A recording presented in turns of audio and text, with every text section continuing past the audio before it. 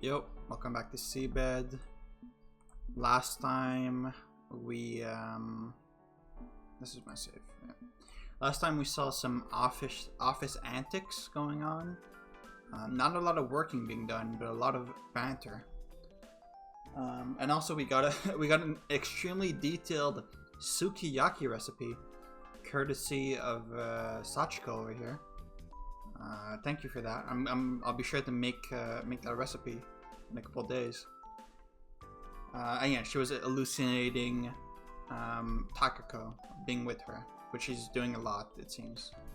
And she was sending Takako's stuff back to her parents. Seems like it's been a while since she disappeared, because she said like, oh, I should have done this sooner. So it's been a while. But I guess we're back at the office. I closed the window behind my desk to keep the autumn cold out. Upon returning to my... Okay, so we're in autumn. I'm gonna need to make a timeline, aren't I? Because wasn't the previous office scene in the winter? So does this mean this takes place before that?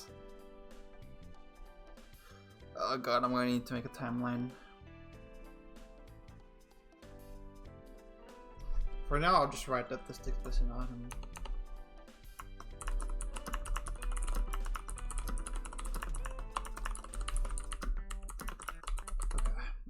Upon returning to my desk and glancing at all the documents littering it, I tapped the middle finger of my right hand against the desk surface a number of times. I read through a document and signed it with a pen from the pouch to my right. Sorry. There was a field to the date next to my name. Yeah, please tell me what date it is. I looked away from the papers to the wall behind the rest of the office desks. Fixed to it were a round clock and a whiteboard listing of schedules. It contained their names, whereabouts, the times we'd be leaving the office, and other information. The names listed included Mizuno Sachiko. Okay, we got her last name, or her first name, I guess. I don't know. Mizuno Sachiko. Mizu, like water. Like a SeaBed, some might say. Oita Fumi. Okay, I had her already. Inukai Takehiko. Sawatari Anali? Who the fuck is that? She wasn't there last time. Analyze? What kind of name is that? Guess I'll write this here. Sawatari Analyze. It's a Kojima ass name. Above Mizuno Sachiko, there was an empty space with traces of Takako's name on it. Okay, so this is after she's disappeared. Okay, so this is the year after? Fumi, can I get your review on this? I added the date on the whiteboard to the document. I'm a bit busy right now. Inukai handed the memory stick and a bundle of freshly printed files to Fumi. Fumi took out a color sample from her desk. What is it? The poster for the firework festival. I see. I'll give it a look later, just leave it here. I only made a few minor adjustments, so maybe I can just hand it in like that. Inukai glanced at the paper in his hand. Are you confident it's okay?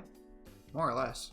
Make sure to attach your photo to the thing so everyone knows it's your work and not mine, okay? Damn. I have some extra ID pictures. Can I use them? Make it look like those vegetable packs you often see at the Whole Foods market, you know? The ones with pictures depicting the farmer who grew them. That must be a Japanese thing. Fumi handed Inukai a pen case with drawing instruments. I'm getting worried about this. Fumi, can you look at it for him after all? I'm almost done, so I'll make sure to check it today. I put an end to their game. Inukai gave Fumi's desk, covered in plush toys and textbooks. Textbooks of what? A quick glance and placed the paper there. Is it time travel textbooks? Hey, don't put it on my plushies. Fumi lifted the paper off the top of a little round sheet, then put it into a plastic case that served as a scaffold for a pile of textbooks on the desk.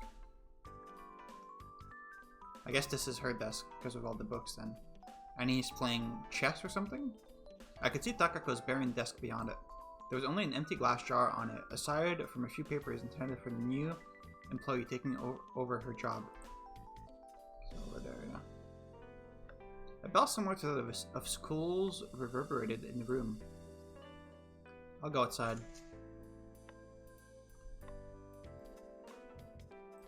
Inukai left the office. I opened a file and after picking out a few colored pictures from it, slipped them into a brown envelope alongside the documents I had signed. Fumi stood up as I was jotting down the zip code, seemingly having finished her job early.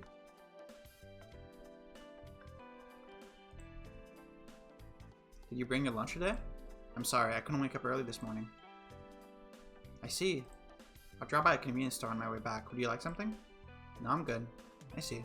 I opened the bottom drawer, stuffed the envelope inside it, then locked it. What is this? I pulled out my wallet from my handbag, resting next to the drawer, and stood up. I'll be off then. Later, I addressed Fumi as she was on her way to the kitchen.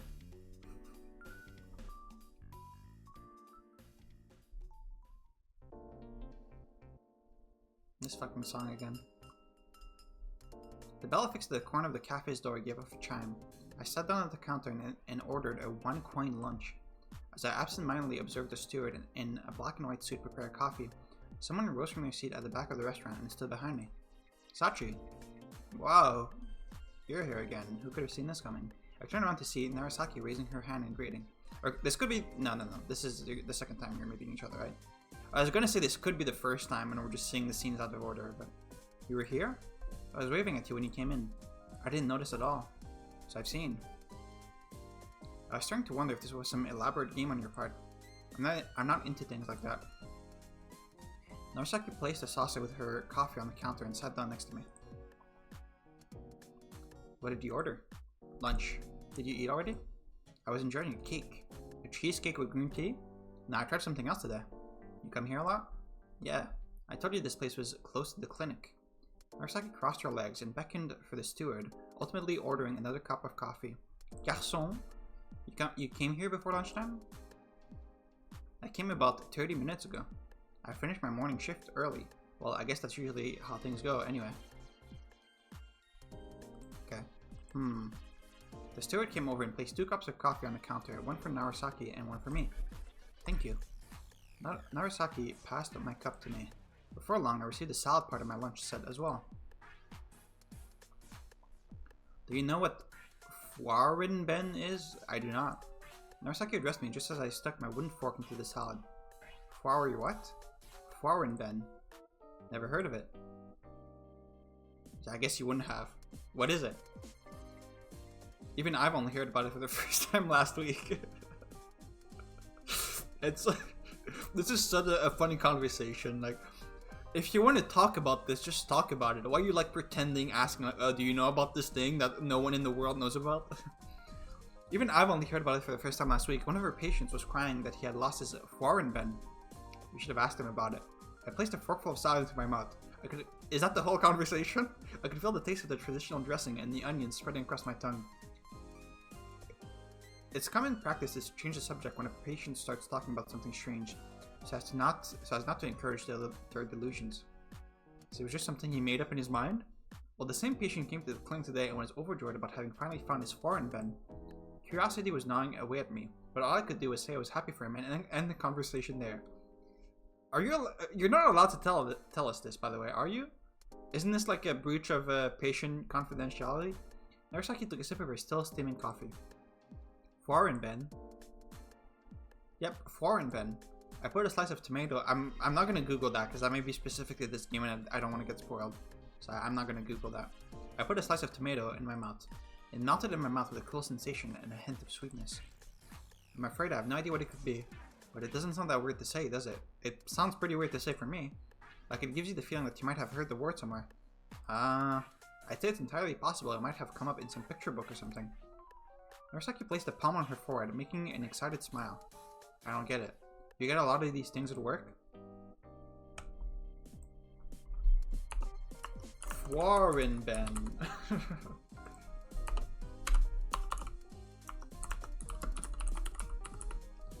Absolutely.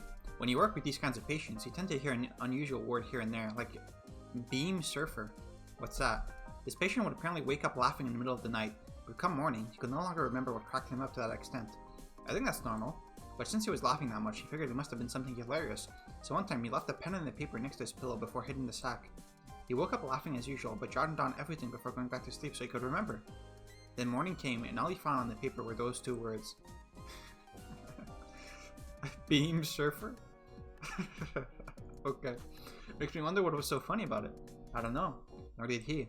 As I finished swallowing the last tomato, the steward brought the main dish, a salad with smoked salmon and cream cheese. Mmm. It was separated into 3 pieces to make it easy to eat. I wiped my fingers with a napkin, picked up one of the pieces, and put it into my mouth. Then I took a gulp of the coffee, which had now cooled off just enough to be comfortable to drink. Feeling the warmth of the cup with my palms, I glanced beyond the counter to see the steward washing some dishes. I guess I should write down, what was it? Beam surfer? Beam surfer.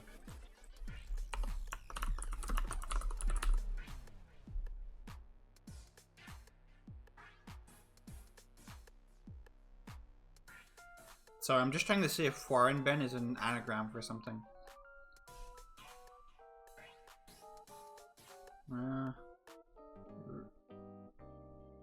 I'm not good at solving anagrams.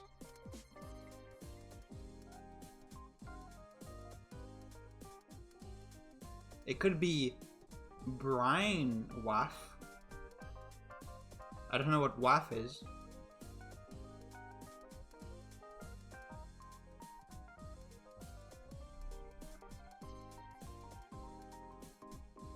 Or it could be Brief War. Ah, like a brief war.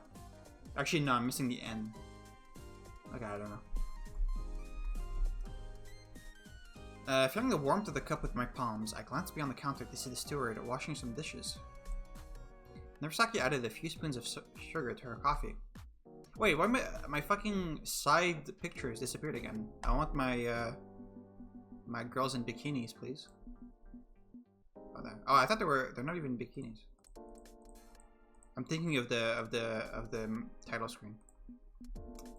After I finished eating lunch, I told Narasaki about the dream I had yesterday. So he made her dinner despite knowing it was a dream. Okay, so this is the day after. Okay.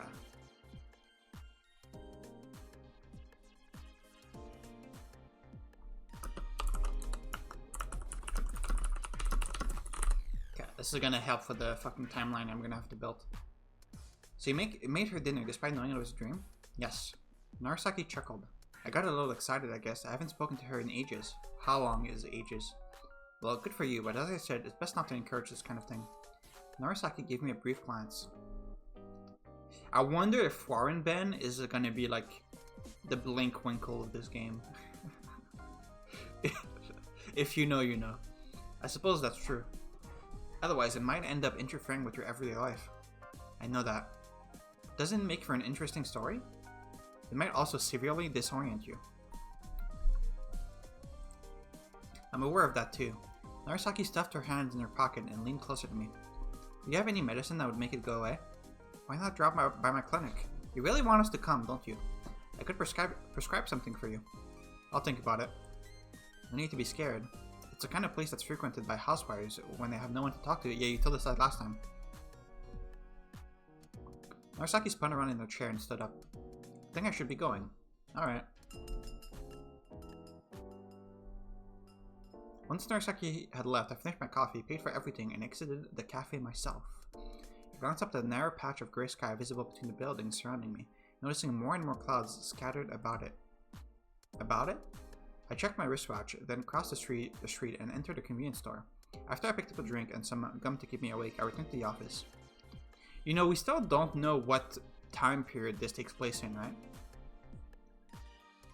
I think we've had some, like, temporal clues because of, like technology they're using. Like, they have computers and they have phones. But we don't really have a good grasp of when exactly this takes place.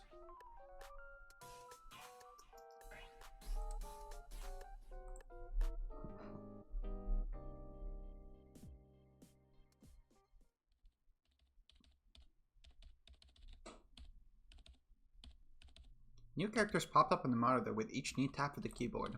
White letters in a black backdrop of a CRT screen. Okay, this is I was just talking about this. The fact that you're writing in fucking DOS? Like, what are you doing? On a CRT monitor? Sun rays fell in stripes on my desk through the slits of the blinds. I'll write that down, actually. Writing on CRT monitor.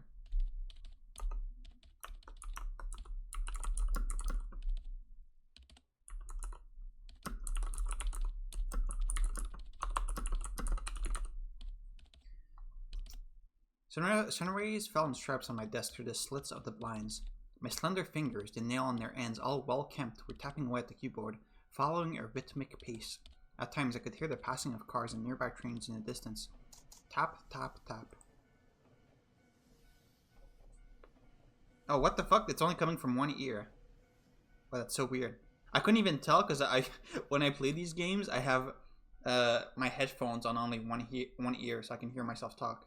Otherwise, it's weird, like not hearing myself talk. So I almost didn't hear that. I saved the presentation file and paused to rest my hands a little. Pushing my chair away from the desk, I extended my legs and stretched my back. I surveyed the outdoor scenery through the blinds. Spots of white clouds could be seen drifting along the blue sky between the towering buildings. Wasn't it gray earlier? The afternoon rain that accumulated on the asphalt sprang into the air each time a passing car rolled into it. I pushed my chair back, returning my silent gaze to the monitor. The flickering CRT screen displayed the particulars of a presentation detailing our company's restructuring. As I was confirming the slides, Fumi emerged from the kitchen. She placed a steaming cup on my desk. Have some tea. Thanks. Have you finished already? Are you gay too? Are you... Fumi looked at my monitor. Yes, the deadline was tomorrow, but it seems like I'll be able to finish it today. In that case, we might finally be able to take a break on the weekend. Yeah. I'd appreciate a little change of pace. I know.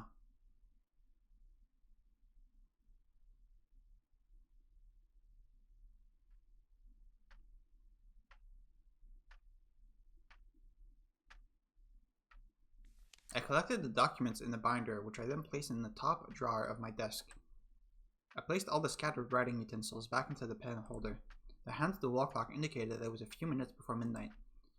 Out of the 4 other office desks, Fumi was the only one yet to be cleaned up. Inukai went home before we started our late night overtime, while Fumi was currently in the bathroom.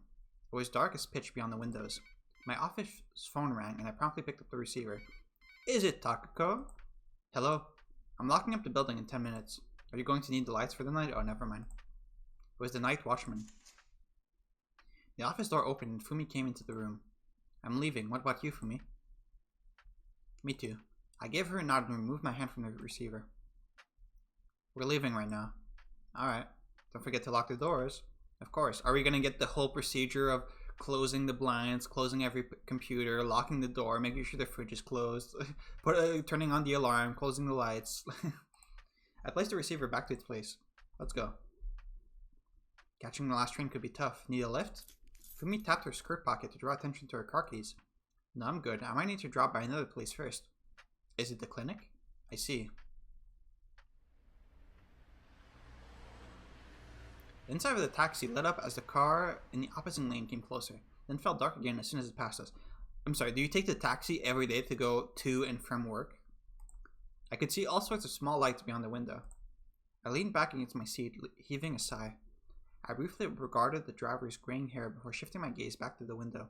Juxtaposed with the multitude of lights beaming from the skyscrapers and the rows of cars speeding past, I could see the reflection of a positively exhausted woman. Upon closer inspection, the woman's face, now distorted in apparent disgust, reminded me of the pictures I'd seen of my mother. Why is she disgusted? We seem to have hit a traffic jam. This could take a while. Oh, okay. The driver said so. I see. It narrowed my eyes to more thoroughly examine the driver through the back mirror. However, the visor of his hat hid his eyes as he slightly tilted his head down. Wait, I'm sorry. I thought the driver was a woman. Let me read that again.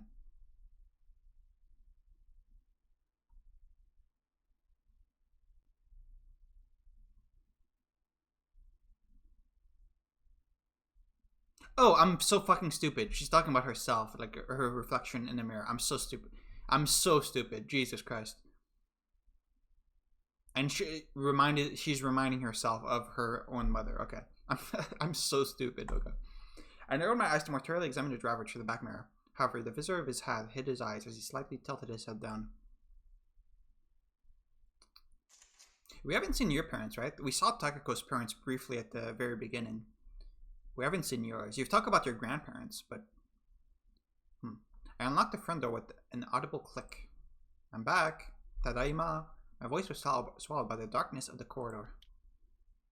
Entering the living room, I flipped on the light switch and continued to the kitchen, where I opened the fridge and helped myself to a jug of tea. I placed the cup on the silver tray, but as I turned around to return the jug to the fridge, Takako was there! My vision was enveloped by darkness, forcing me to lean on the fridge door. As I hung my head, waiting for my eyesight to return to normal, the abrupt sensation of the very floor trying to swallow me whole sent me to my knees.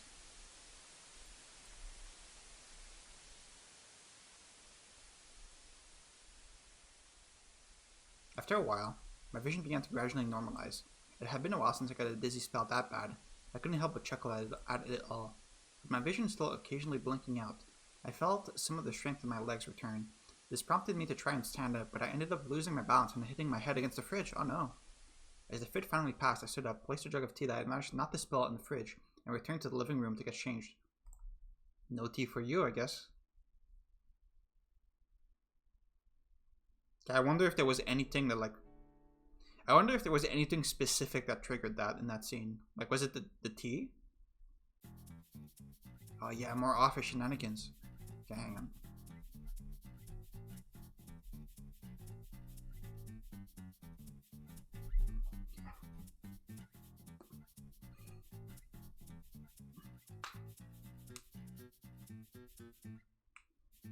It's when she's putting the tea back in the fridge. And last time she started having hallucinations when she was just folding clothes, right? So I'm not sure. I don't know if there's really a common link there. As I entered the brightly lit morning office, I found Takako, Fumi, and Inukai already at their desks. Okay, now this is fucky, because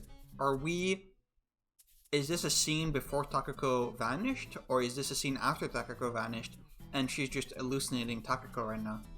Could be either. I would assume it's the former, but I'm not sure. I could hear constant cracking sounds coming from Takako's direction as she was energetically chewing on a pink-colored candy. You're not allowed to do that. That's not allowed in this office. You're not allowed to make any sounds for any reason. What on earth are you eating so early in the morning? Fumi opened with that question as she passed behind her. It was the same candy the owner of the building had given to Takako, the one I left in the office kitchen. Okay, now I'm like 99% sure that Takako is real in this scene, but it could be misdirection. Because it didn't say that Fumi was specifically talking to her. It said that she said that as she was passing behind her. So she could have been speaking to someone else, and it just happens to line up that it looks like she was talking to her. Let's wait. I see you just can't get enough of those hard candies. Okay, 99.9%, but still not confirmed.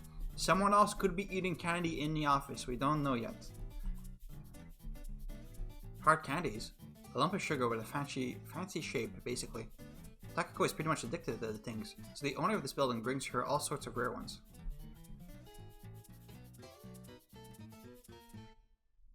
Okay, technically... okay, no, Takako's just here. I was gonna say, technically, this still doesn't confirm that she's talking to Takako. She could be saying that the owner brings candy for Takako, but it doesn't mean that Takako has to be the one eating the candy right now, but I'll stop. Okay, Takako's here, I'll accept that. Those don't even look like they should be edible. Inukai considered Takako with narrowed eyes. You want some, Fumi? No. Okay, there we go. They're responding to each other. Haha, sorry for hoarding all these beauties for myself. Takako popped a sakura petal-shaped candy with bean jam in her mouth.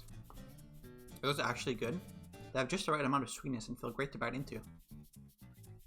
After Sachi took away my cookies last night, all I could think about was eating these as soon as I came back to the office. Don't come crying to me when you start putting on weight. Yeah, fatty. No worries on that front, I work out. Do you even know how much you have to run to burn that lump of sugar?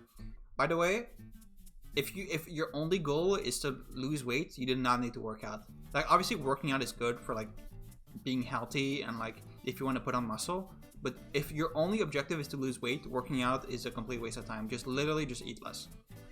Do you even know how much you have to run to burn that lump of sugar? Fumi made a sinister smile. Anyway, I would like to begin our morning meeting. Okay. The trio replied in unison.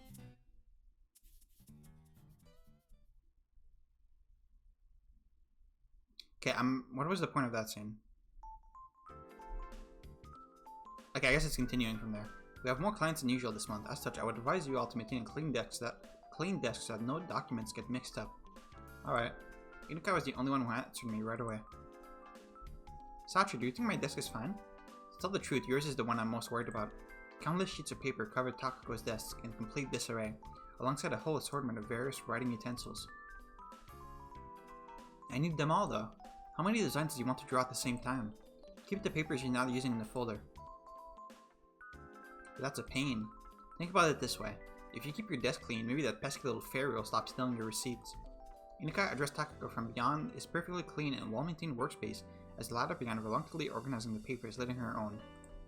Who's the fairy?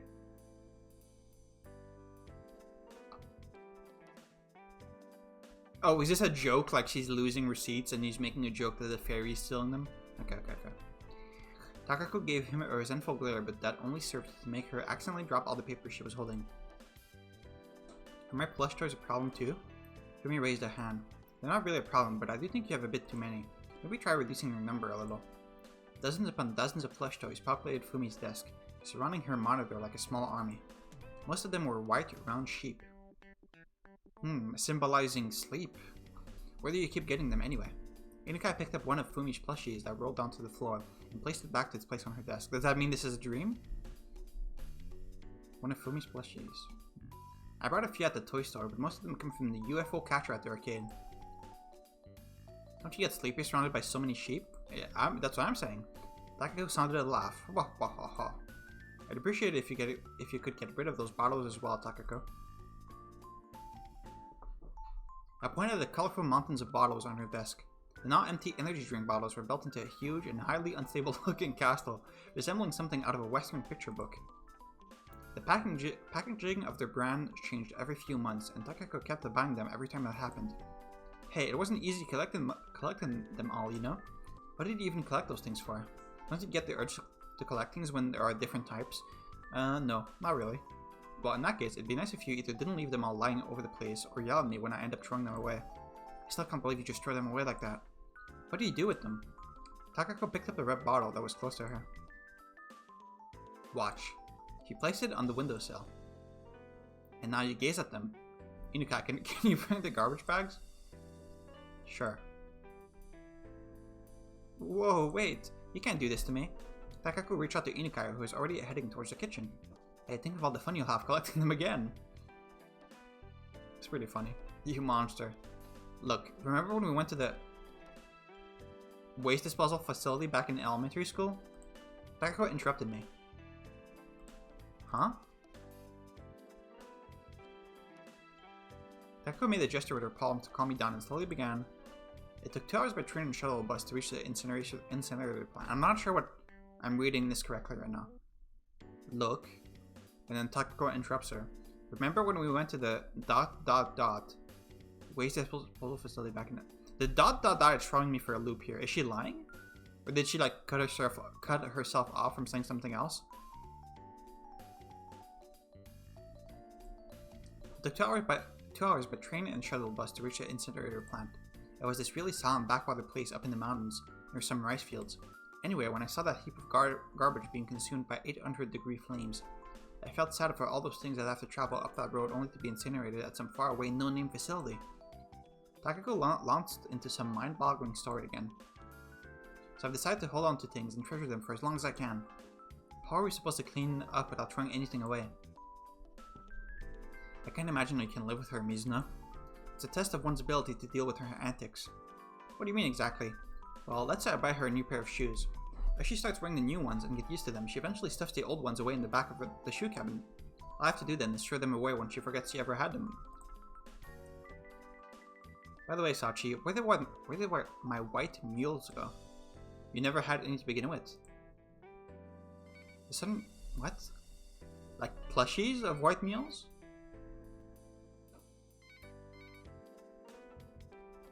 Oh, I get it. This is...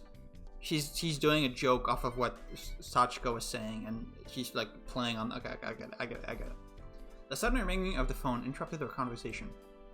I returned to my desk and picked it up. Man, I don't usually have this much trouble like deciphering dialogue in these VNs. I don't know if it's a translation or if it's just like this in the original 2, or if I'm just off my game. Maybe my reading comprehension isn't where it used to be. I don't know. I returned to my desk and picked it up. Hell, this is clever design. After placing the receiver between my left ear and shoulder, I began looking for a pen and some paper with my now free hands. Give it back. Takako snatched one of the glass bottles from Inukai's hands, but he then just picked another one. Hey, I tapped my desk a few times. The office fell silent as the two looked at me. Mr. Sasaki, thank you for calling. Oh, I know. I have it in my notes. This is Mr. Sasaki from the Tinners, and he likes to climb mountains. I wrote that down. Takako began filling her desk drawers with the bottles. I understand. Takako, Mr. Sasaki wants to speak to you on line 3. Okay. Hello, it's me. I pushed a hold button and put my receiver down while Takako pushed the same button on her desk's phone as it began blinking. Alright, now's our chance to clean up this mess. Hey, wait a sec. We love office antics, don't we, folk? Oh, more of them. Good, that's just what I wanted. If my memories of our elementary school summer vacation are anything to go by, we did have to bring a kamaboko board to the pool, right, Tachi? What is a kamaboko road? Kamaboko.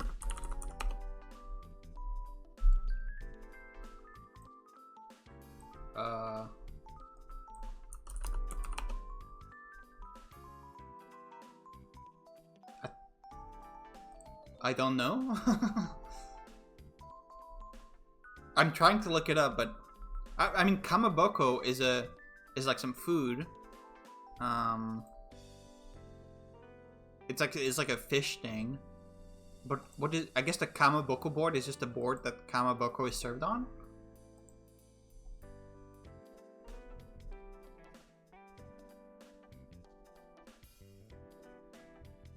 Kamaboko boards are often called karaita.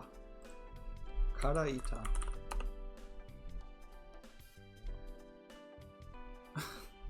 This is so obscure.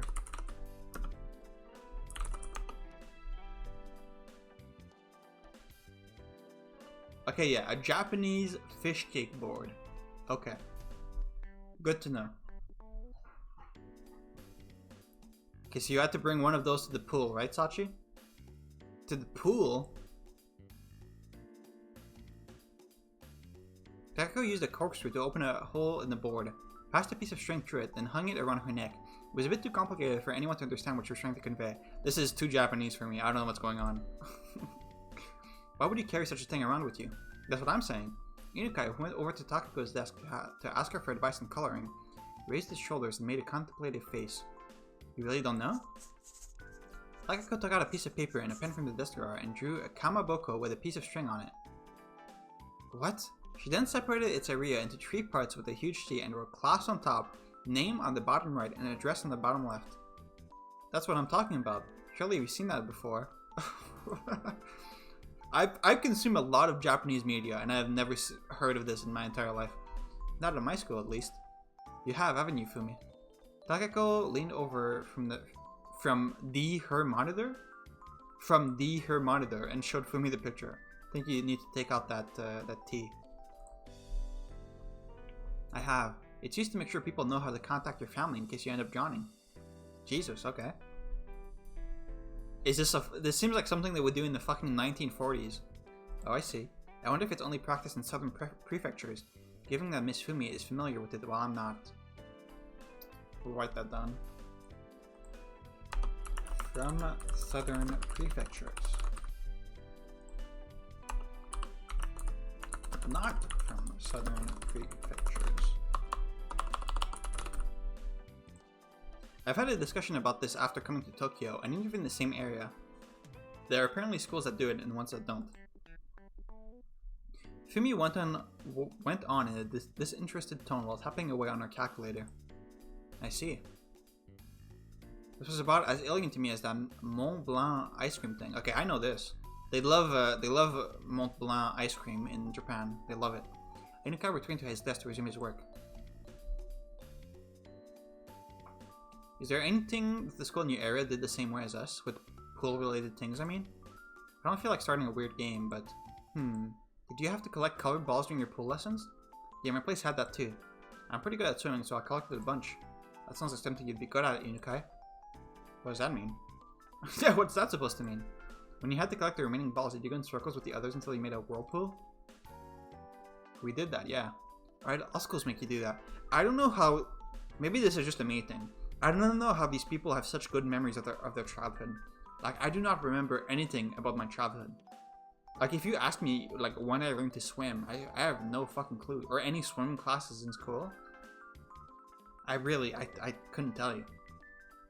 Maybe it's early onset Alzheimer's or something, I don't know, but I don't remember details like this.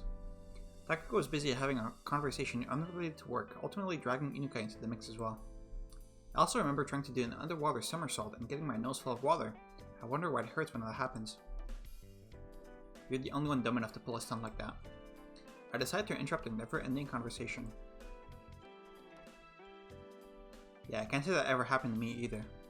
Noticing the look of reproach on my face, Inukai returned to his desk and resumed work. Really? Takako, now leaning toward Fumi to address her next, finally noticed my expression and promptly returned to work. I inserted the poster sample into a tube and tucked it under my arm, then picked up the bag with all the receipts and my notebook inside before standing up to leave. Takako addressed me as I jotted down my destination and the exact time I'd be going home. You need to put on your fucking, your fish plank and hang it around your neck and draw a T on it and put in your name, your address, and your parents' information, just in case you drown while going there. Where you're off to. We have to deliver the things that the advertisement column requested of us. Then there's also a meeting about that poster, I believe. Fumi answered in my place. I see it. Well, good luck. I hope you buy me something tasty on the way.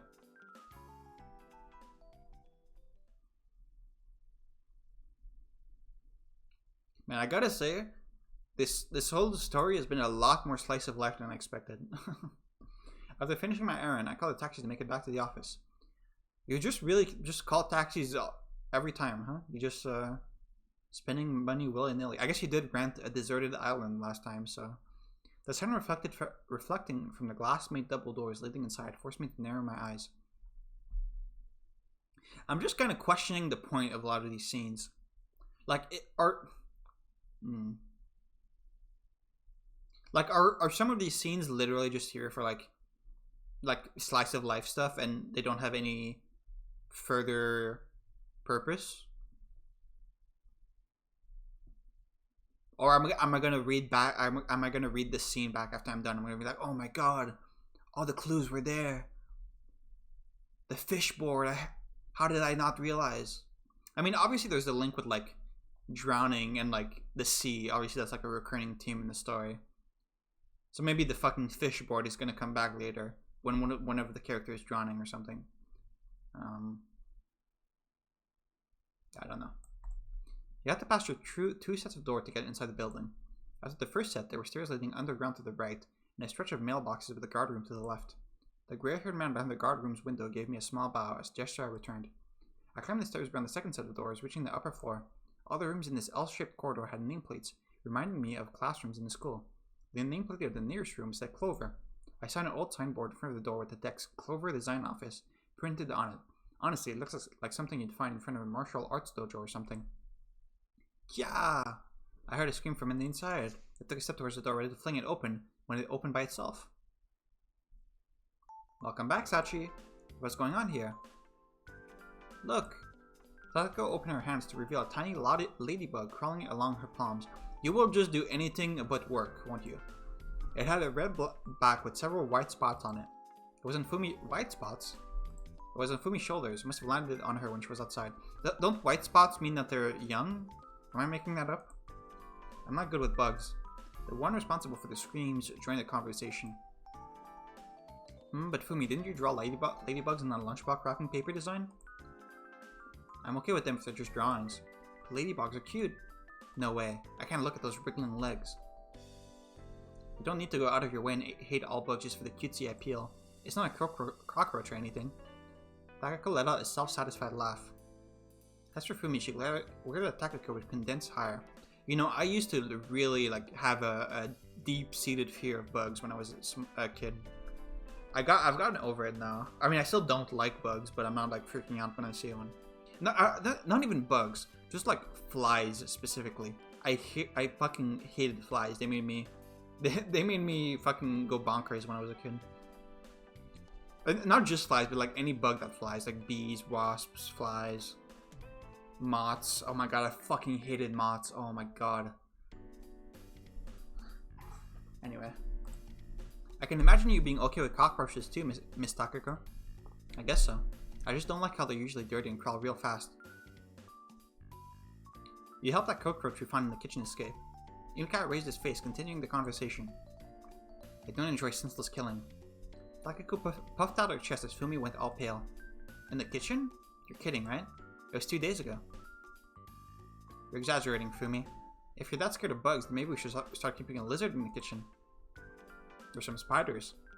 Yeah, and I'd end up unable to use the kitchen ever again. The lizards are cute. I mean, they're usually only this big. I bet all boys like them, isn't that right, Inukai? Takako is showing the size between her thumb and index finger. I don't think the word width is supposed to be here.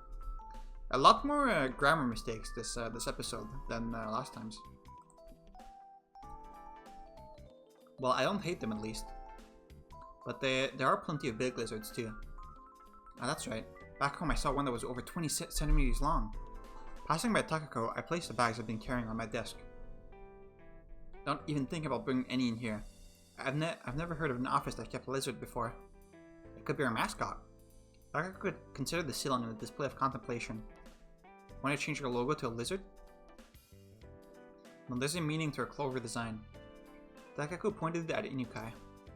No one cares, you can let the ladybug outside already? Okay. Takako exited through the door and stepped out to the corridor I just came from earlier. How did it go with the client? Fumi, coming down with Takako's departure, turned to me. I think it's going steady enough. They didn't ask to change anything, at least. I see. I picked up the paper bag that I left on my desk. Yes, I brought present. I pulled out 2 boxes, one small, one big, and handed them to Fumi. I'm sorry, I was in a hurry, so I didn't have much time to choose. Oh, thank you. Give the small one to Inukai and share the big one with Takako. Fumi handed the smaller box to Inukai. Thank you very much. Inukai fixed the position of his glasses and considered the box. Fumi left the big box on her desk. Anything happen while I was away? Not really. Well, Takako was goofing off instead of working, so there's that. Wow, who would have guessed? Are you guys talking about me? Fumi made sure that Takako, who we had just heard coming through the corridor, could hear her. Ah, Sachi, where are my presents? Fumi has them. Share them with her. Kunpeito? Takako looked at the box on Fumi's desk. She then returned to her own desk and glanced at the clock. Wow, you're quick. I accidentally boarded the express train. Huh, that's kinda unlike you. Takako chuckled as I made an indignant face. I was in a hurry when changing trains and ended up boarding a behind-schedule express at the place where my train was supposed to be. Did the conductor fine you? Yes, I had to pay for a new ticket. Everyone misses or mistakes the train once in a while. Right, Inukai? What does that mean? Fumi considered the joyous Takako and my indignant face for a while before finally turning to Inukai. Oh, that's right. Last year, when I was going to see my parents, I realized I couldn't find my tickets after I left my bullet train. How to get out of the station? I explained what happened to the station worker and they let me out. You should make yourself one of those railroad-affiliated credit cards. All the transactions are computerized and remain in the records, so you never have to worry about tickets or explaining yourself again. The fact that they're talking about this as if this is like some new thing makes me think that this does take place like... And the thing with the CRT monitor and like the text being white on black. This does make me think that this takes place like... Maybe... I don't even know, like... Early 2000s? Late 90s? Around there? Probably more 90s. Right? Fumi pulled out a silver credit card from her purse. That was like a commercial just now. Hey, I want to do it too. Give me that card for a sec. Takako leaned over the desk and reached out towards Fumi's purse. Should we expect a 30-second version from you? Enough. Commercials are not part of our commission, so I would appreciate it if you all would return to your seats already. Alright. Dude, I would fucking hate being Sachiko and working here. Having to fucking tell them to stop goofing off and start working like every 30 minutes. Oh my god. I struck my desk with the binder I had in my hand, putting an end to their frolicking. The Konpedo box was left at the area connecting Fumi's and Takako's desks. It contained a piece of paper with a faint flower design and lots of colorful candies. Takako picked up a blue star and put it into her mouth. Sweets go well with tea. What did the Inukai get? Fumi held a personal teacup in her hands. Is Inukai not allowed to eat any of the candy? Do you know any famous Indian black teas? You mean like Darjeeling or Assam? You got it. I'll give you this Konpedo as a reward. That entire box belongs to us both, though. Takako began chewing on the candies, filling the room with crackling sounds. Oh no, uh-oh, you're activating fucking Sachiko's sleeper agent. As she was taking her next Konpedo, her fingers struck the bottom of the box. Huh? With fewer candies in the box, a cherry blossom design at the bottom became partially visible. How can you eat this fast? Jeez, I've only had time to eat a few. Fat ass. Oh damn. Hey, let's slow down a bit so it lasts until the end of her shift. How old are you? Since she went out of her way to get us this present, we shouldn't wolf it down all at once. In that case... I need to go check something. Okay. Takako stood up while Fumi was still gazing at the box.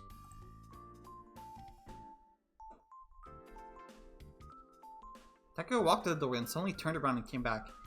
Fumi gave her a confused look. What's wrong? Well, you know, I got this feeling I might find that box empty when I came back.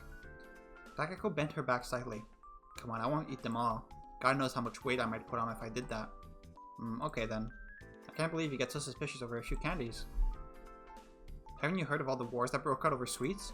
No, I have not. I'll be going then. Alright. Takako walked to the door and actually left the room this time. Got her right where I wanted her. It's the perfect crime.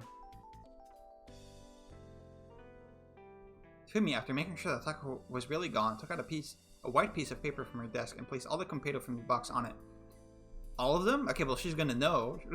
She then carefully folded up the paper and hid it inside her drawer. Before long, the door opened again, revealing Takako. She glanced at the empty box and at Fumi, then back at the empty box. How could you? Those were mine. I'm just messing with you. Fumi produced a paper from her drawer. Oh, good one, Fumi.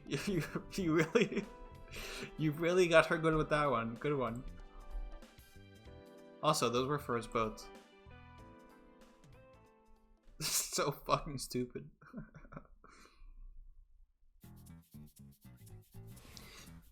Takako opened a drawer and stopped moving. What are you doing? I felt nostalgic over there for a moment. Do you even know what that word means? There were some leftovers from the presents I received over the holidays. You still haven't eaten them all? Have you actually not had enough yet? Takako took out a... Okay, so we're... Over the holidays, do you mean Christmas? Is this... Is this like later? Oh my god, the timeline's gonna be so fucked. Takako took out a few little bags from the drawer, then lined them up on the desk. I'll write this down.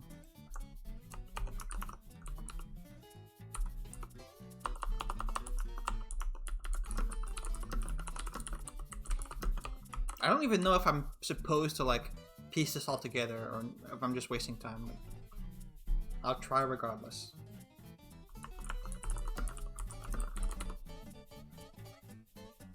Takako took out a few little bags from the drawer, then lined them up on the desk.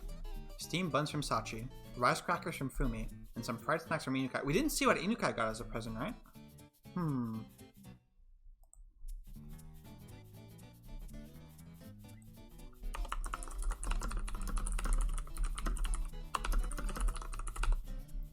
Some fried snacks from Inukai. You kept them? Yeah. I couldn't decide if I should eat them to keep myself awake during the morning. Have them for dessert after lunch. Or use them to get a quick energy boost in the evening. I also wasn't sure if I should use them to bolster my spirits on Monday.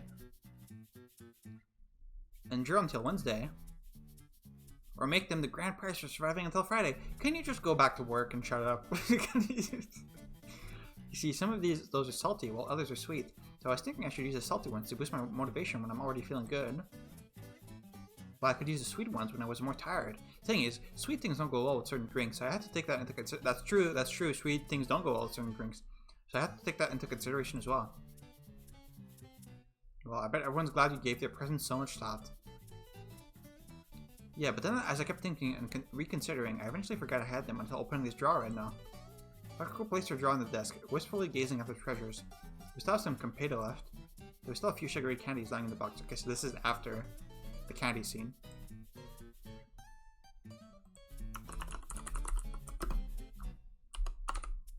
We're keeping them until after work. Whatever you say. Eventually, Takako chose a steamed bun to her right. She popped it into her mouth, her face remaining completely motionless as she chewed. Yeah, I guess I shouldn't have wasted that much time. I think it might have expired. Yeah, no shit. Takako picked up her teacup and took a big gulp.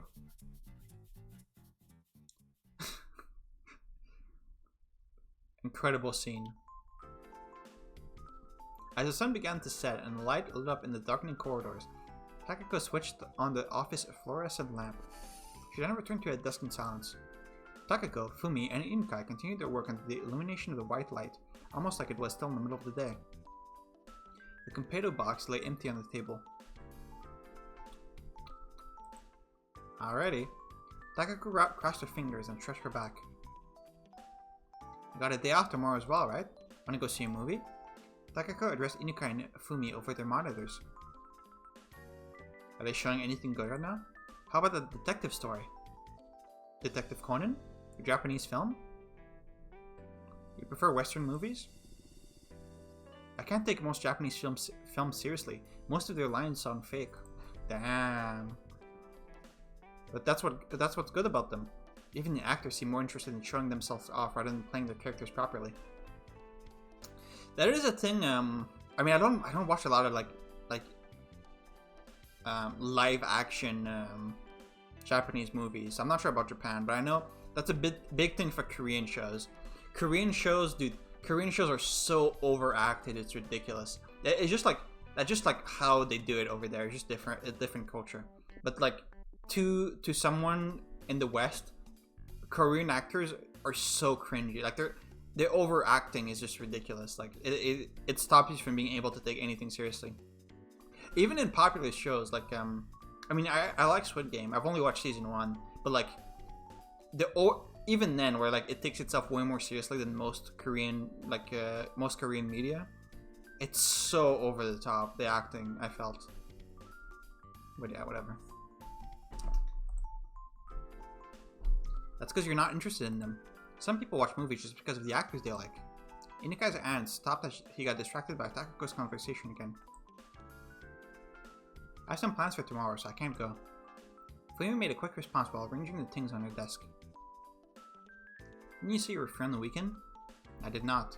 My friend from high school is getting married tomorrow. Come on, it's kind of rare for us all to get a day off at the same time. Can't you skip it?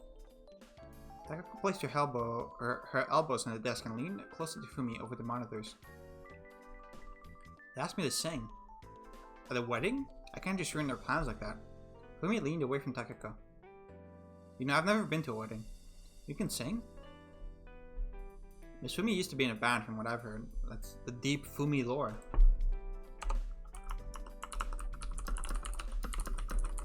And then she became an office worker and lost all of her dreams. Inukai joined the conversation.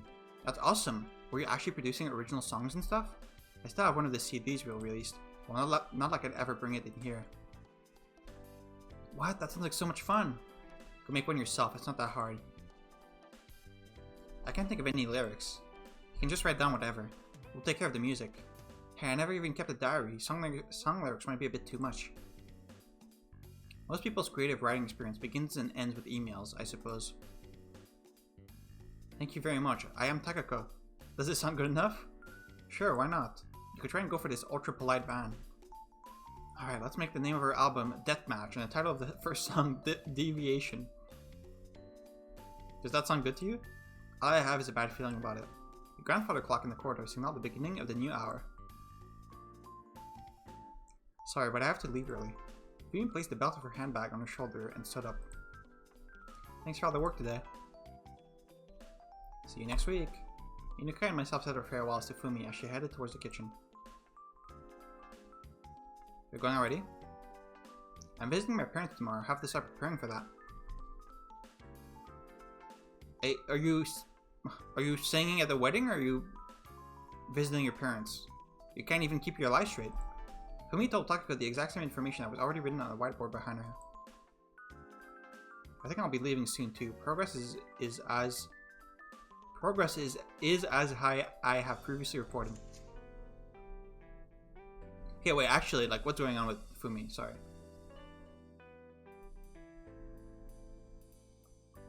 I've got plans for tomorrow. I can't go.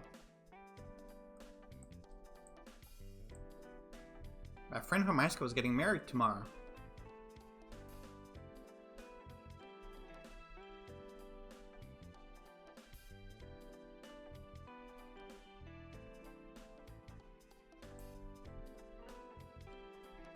I'm visiting my parents tomorrow.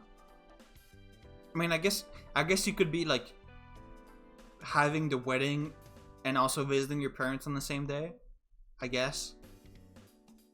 But it's just weird. Whatever.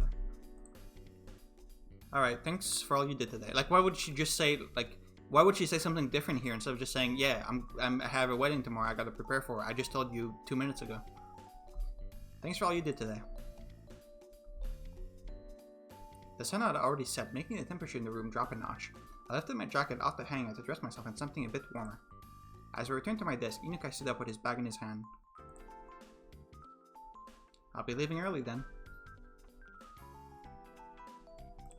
I glanced at the clock to find out that it had been about an hour since Fumi left. See you next week. Both Takako and I ended up saying that at the same time. Ooh. Inukai bowed his head and left the office. When do you think you'll finish? I addressed Takako as the footsteps in the corridor grew more distanced. I'm done. You've already finished? I finished everything work-related hours ago. What were you doing then? Well, whatever. We need to do some shopping before going home. Again?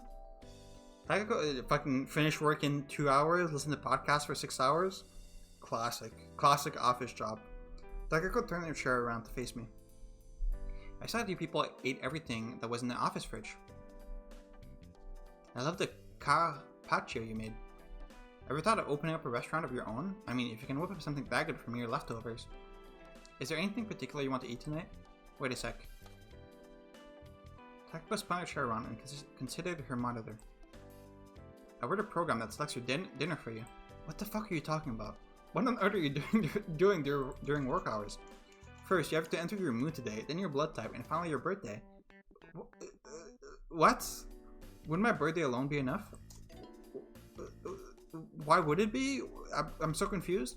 Takako tapped the keyboard a few times and pushed the enter key. Her computer gave off a goofy sound effect and... Croquette, huh? So you want croquette for dinner?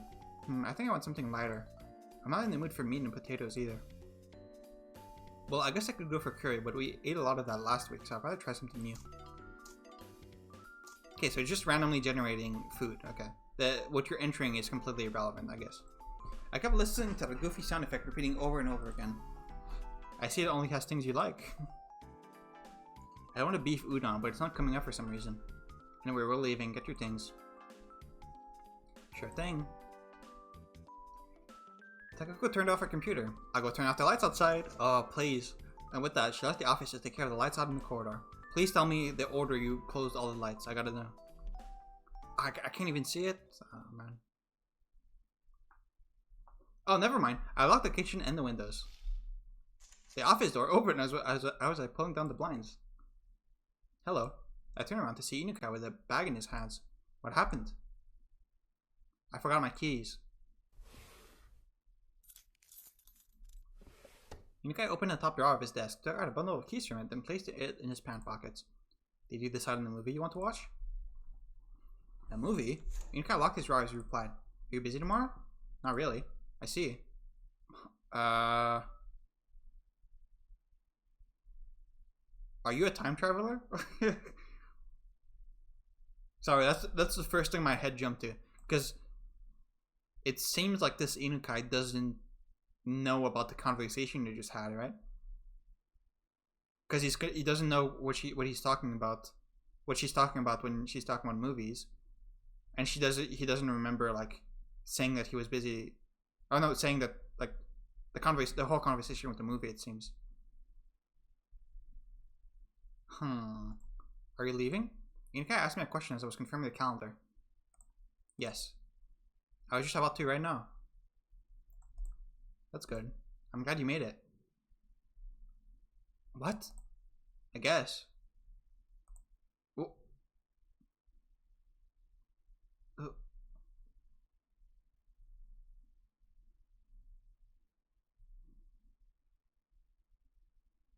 I guess he's talking about work. Like I'm glad you made it. I'm glad you finished work in time. Do you want me to turn off the lights? You can reach out to the light switch near the entrance. Thank you. I looked around the dark office but spotted no lights from any running machinery I might have missed. I picked up my bag and keys before continuing towards the main door. Have you seen Takako outside? Yunika furrowed his brows. Takako? I'm sorry, but I'm not sure I know who that is.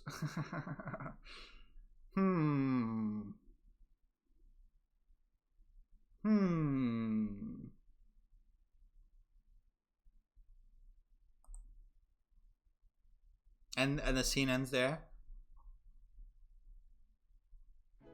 Cinema. Absolute cinema. Okay, here we go. We're getting into the thick of it now.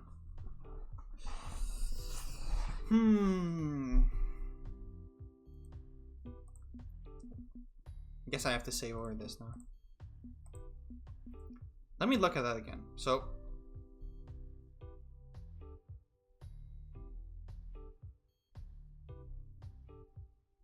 I need to read I would need to read that scene back.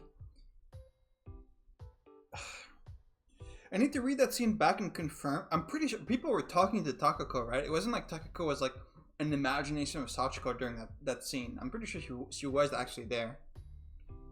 But it's pretty clear that this Inukai is a different Inukai from the one that Sachiko had a conversation with about the movie, or that the one that Takako had a conversation with about the movie, because he doesn't know like what they were talking about with the whole movie discussion.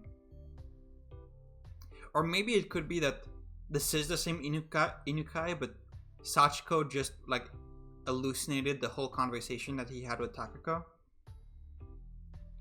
and that conversation never happened, which is why he was confused here.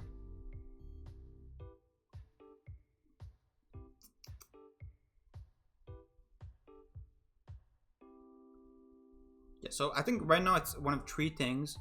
One is Sachiko was imagining Takako during that scene and she never said anything to Inukai, and that's why Inukai doesn't know about the movie here. Second possibility is time travel bullshit. Either no, that doesn't even make sense, because even if Inukai or Sachiko time traveled, Inukai would still know who Takako is, even if it's after she disappeared. It's not like he would forget about her. So I guess that leaves like multiple like parallel universes kind of thing. Like she traveled to a universe where Takako didn't exist.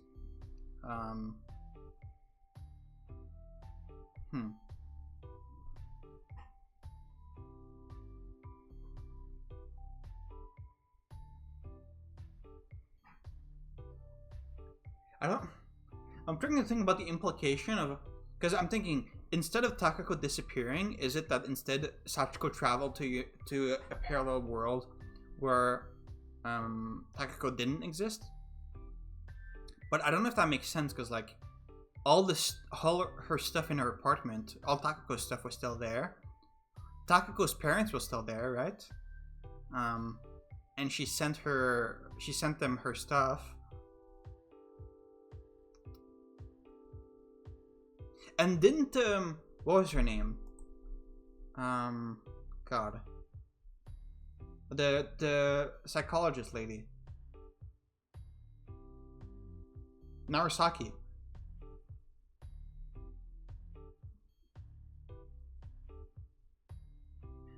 Did Narasaki know who Takako was? I don't remember. Oh my god, wait. Narasaki had a random line where she said, where she said that someone told her where Sachiko worked, but she didn't remember who. Was that Takako? And then Takako like got erased from existence, so everyone forgot about her. So she forgot who told her that where Sachiko worked. Is that what's happening? And that would also explain why like no one at the office seemed to be freaked out except for Sachiko. When we saw the scene after Takako had disappeared, and they just had like a new employee that we didn't see. Okay, that's what I'm pretty sure that's what's going on. So yeah, that line about Narasaki, like, oh, someone told me where you work, but I don't remember who it was. He said something like that. Yeah, that was definitely Takako, I think, and she forgot because Takako's existence was erased from the universe or whatever.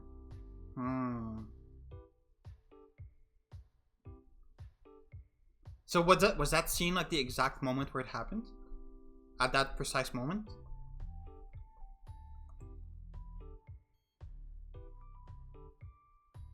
Okay, this just got a whole lot more interesting.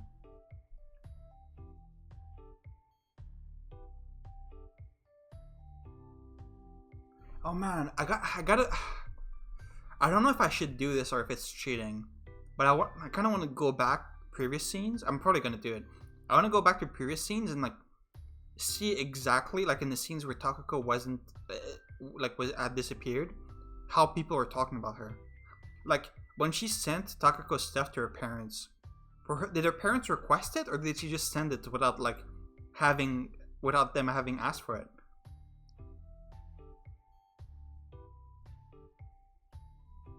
Because if my theory is right, it would have to be later, and her parents don't even realize that they had a child named Takako that disappeared from existence.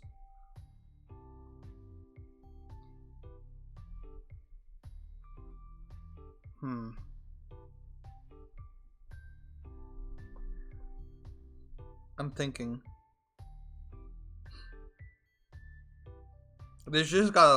I got so much more invested in this game all of a sudden.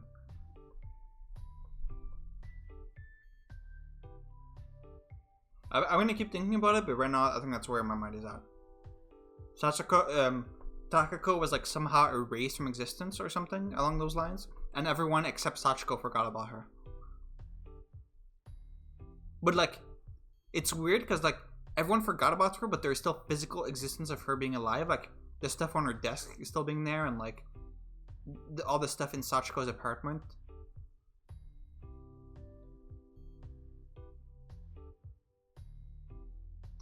The thing is, if Sachiko, like, Inukai just said, who's Takako? I don't know who that is. So, after Takako disappeared, Sachiko would realize that no one remembers who Takako is, right? Because she would have, like, tried to contact the police or something and, like, talking to other people, and she would have realized, like, oh my god, like, no one remembers Takako. So, with that being the case, why would she send Takako's stuff back to her parents?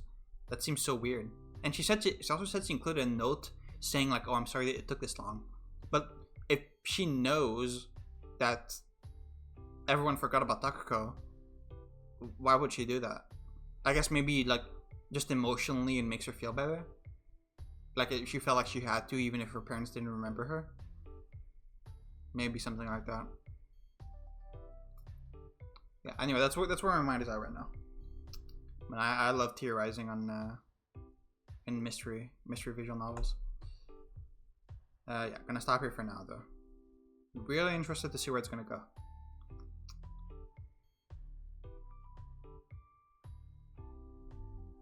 Yeah, okay, gonna stop here for now. I'll try to thinking about this a bit more though. Alright, see you next time.